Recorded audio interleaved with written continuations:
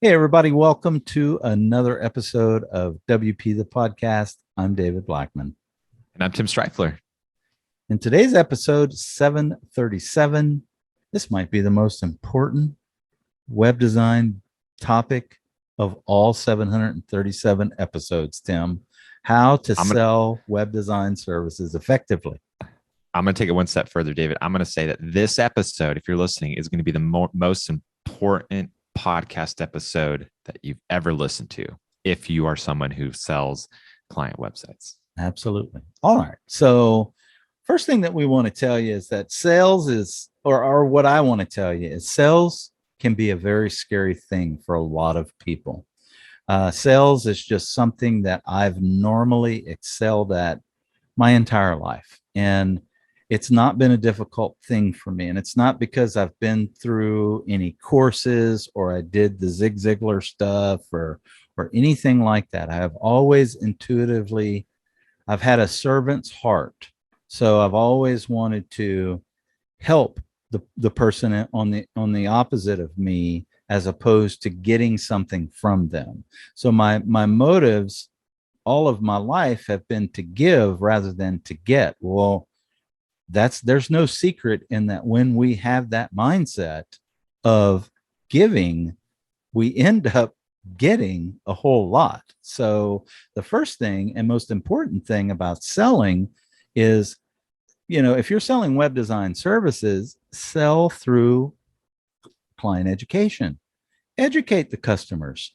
Don't come in there telling them about how awesome you are and your company is, showcasing whatever. Educate them. I can tell you that one of the most effective things in closing sales when I sell websites for customers, because you got to remember the people that you're talking to are not the experts of the digital world. They're the experts in their small business, and they're coming to you because they need somebody to help them bring their business to life online. So it's not about just the ability to build that. It's about helping them understand how you know how the online world works. And I'm going to give an example. I gave it a few days ago in another episode. So if you listen to this, I apologize, but I can tell you it was the one of the most effective things that I could do, because I would see customers' eyes light up. And it wasn't that it was two pronged. They understood finally how search engines worked on a small scale, but they also what I used to really love was that I could tell that that was the moment where they connected with me and they realized, oh wow, this guy knows what he's talking about, and I want him to build my stuff for me. And it was because I just was educating them. So most clients, maybe not today, but back then, over a decade ago, a lot of small businesses didn't even have a website. So they were coming online for the first time. And, I wanted to educate them about how search engines worked, because it was really, really important. Most people, I discovered very early in my business life online that producing content was the most valuable thing that I could do for my business. It wasn't about, you know, anything else. It was producing content for end users, because when I did that, search engines saw me as an authority in my niche. So I started ranking higher than all of my competitors because I was serving my customer. So the ways that search engines work, and that the example that I used was just very simple. And that's really important to remember. You don't need to dive off into the technical weeds when selling a customer, because their eyes are going to gloss over. They're going to be like, oh my God, when's this guy going to stop talking? Holy cow, I can't understand a damn thing he's saying. You want to keep things simple. So the simplest thing that you can do to impress them is to give them some high level knowledge on a very simplistic way of to where they can understand it. And I love this example, and it was the way that search engines worked. Search engines have algorithms that they use to rank your website.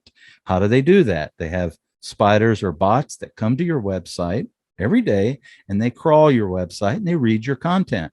When a search engine comes to your website, all it sees is words. That's it. Lines of code with just words, and that's all they see. So they're reading that stuff. If they notice that your website hasn't changed in a week or a month, they're going to quit coming to your website.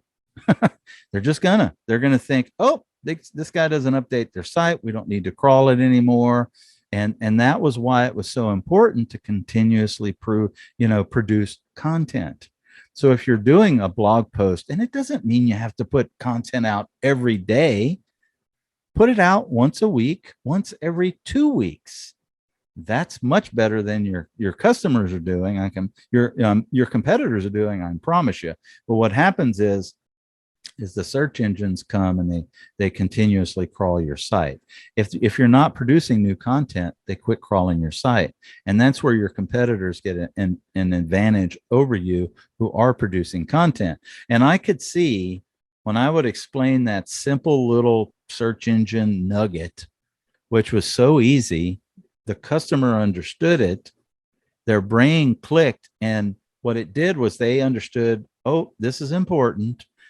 But I can promise you now, Tim, cat's out the bag, all you web designers out there, going to have a bunch of web designers doing it now. But I can tell you when I was doing it, no other web designers were coming in educating these customers. They were wanting to tell them how great they were and how they could build them a beautiful website,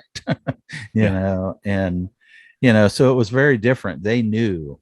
It was the click I could see, and the look in their eye was like, oh, wow, this guy knows what he's talking about and he can help me succeed online. So they wanted to hire me. And it almost didn't matter what I said beyond that.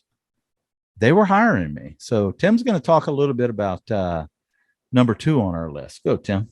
Yeah, absolutely. And that ties in well with what you're just talking about, David, where the competitors, other web designers are coming in and they're not educating the client. What they're trying to do is they're trying to sell features, right? They're trying to sell the bells and the whistles, the really cool, flashy design.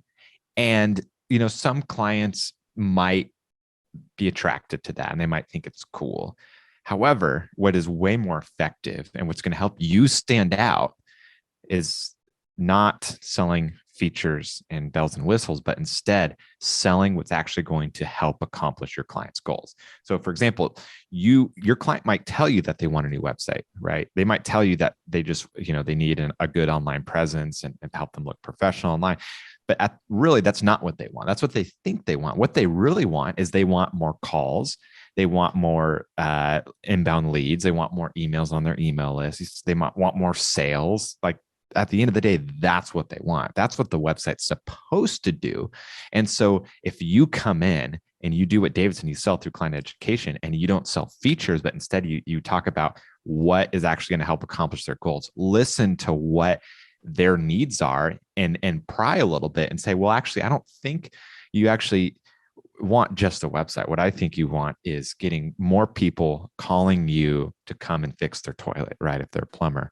And they'll be like, well, yeah, and so here's some things that I think will be helpful rather than just give you an online website like every other plumber out there. Instead, we're going to do these things here that's going to help drive the customer to your contact form, to your phone number or whatever.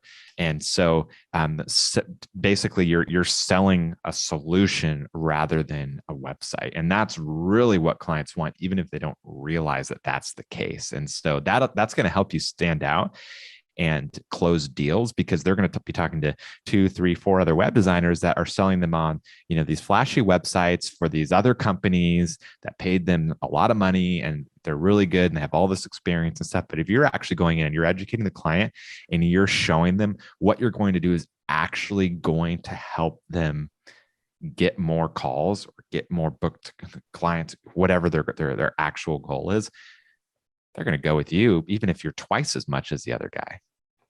Absolutely. Now, last on our list, but definitely not least, it might be the most important thing that you can do when selling website services effectively. And this is going to sound crazy, and it might even be a little bit scary because let's face it, we may have families, we may have kids, we've got to keep the lights on, we've got to put food on the table, and we need to be viable. Our business needs to be viable. We need to make money. And most people, where they trip up is they struggle with the money aspect. First of all, they're scared to say how much they're worth and how much it's going to cost to build a website, instead of being confident about why you are the best person for this job. Okay. Now, this might sound counterproductive, but you need to not worry about the money at all. You need to be worried about serving the customer, because if you serve the customer, it won't matter what your rates are. They're going to want to work with you because they understand the value of what you're offering. And that's the trick and the key to sales. It's not about saying these catchy closing liners. It's about helping customers understand the value of what you're offering and differentiating yourself from the competition, and be willing to just serve them, educate them, help them, even if you know they're going to say no, or even if there's a risk they're going to say no. Smile on your face, be happy, because that energy, if you're so worried about closing the deal, they're going to pick that up. Their Yeah. walls are already 20 feet high, you know, and this guy's here to sell me something, you know, as opposed to, if you transition that in this process and you're serving them, their walls are coming down, you know, and it makes it easy to talk about money and stuff. So don't be scared to walk away from the sale and not get it. And also, don't be afraid to tell them what you're worth, because they're not Yeah. going to care. If you've done the top part that Tim and I have talked about, it's going to be easy. And trust me, I did some crazy experiments back in the day.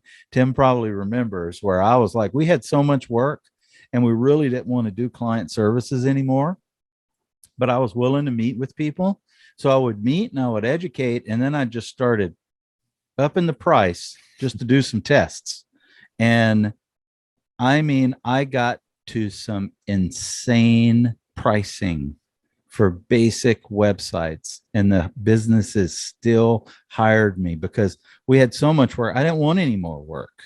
So I would like give them this outlandish price and they would still hire us, which was the craziest thing, when they could get it for a tenth of what they were, you know, but they didn't want to work with someone else. So it can be amazing what'll happen to you and stuff. And I think Tim's going to say one more thing before we close, and maybe two more things. I don't know if you got the business, you know, stuff, but Yeah. you can talk about that as well. Yeah, I just wanted to share an example of this last point David made. You know, don't be worried about the money, serve the customer first, even if it doesn't end up making you money, right? And so I have just a short story to share where I was on the other end of that as a customer. And this was back in 2015. My wife and I, we had just moved from California to Texas. My wife was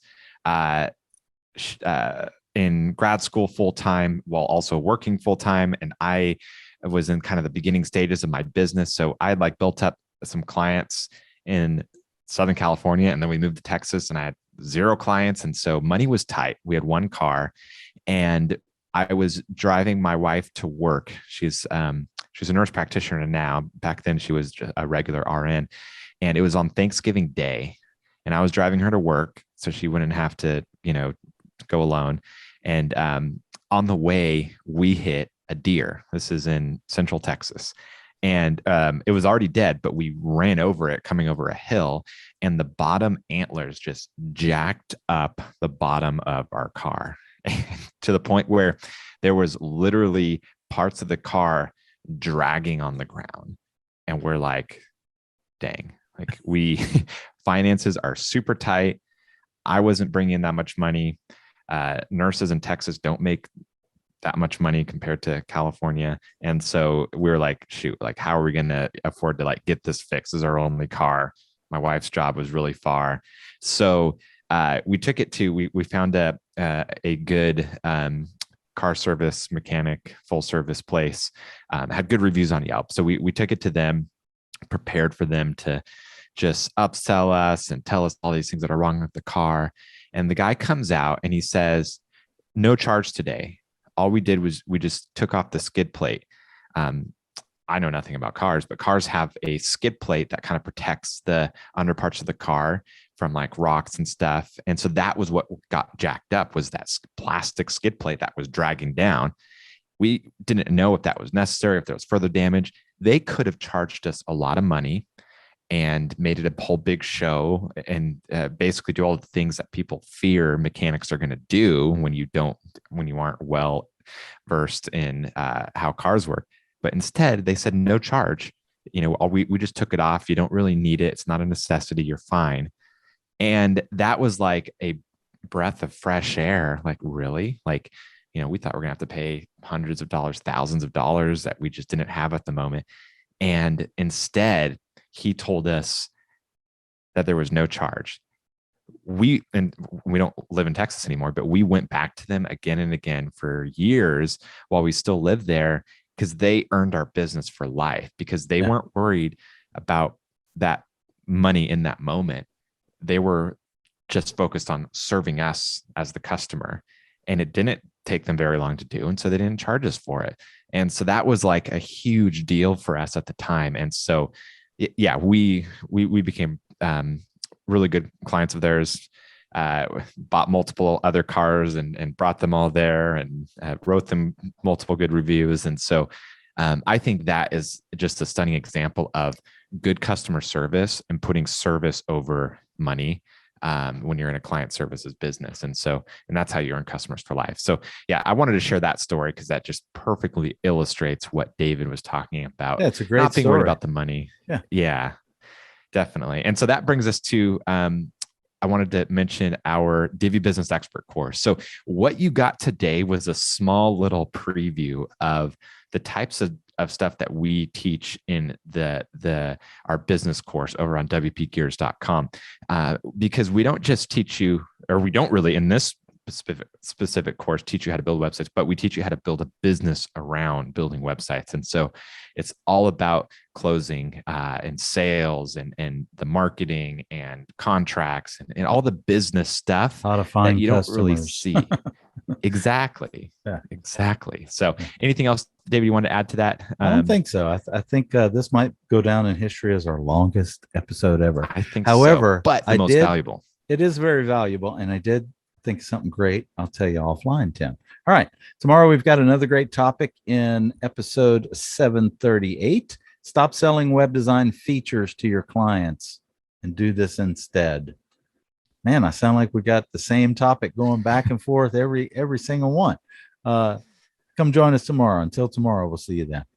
Take care. Bye-bye.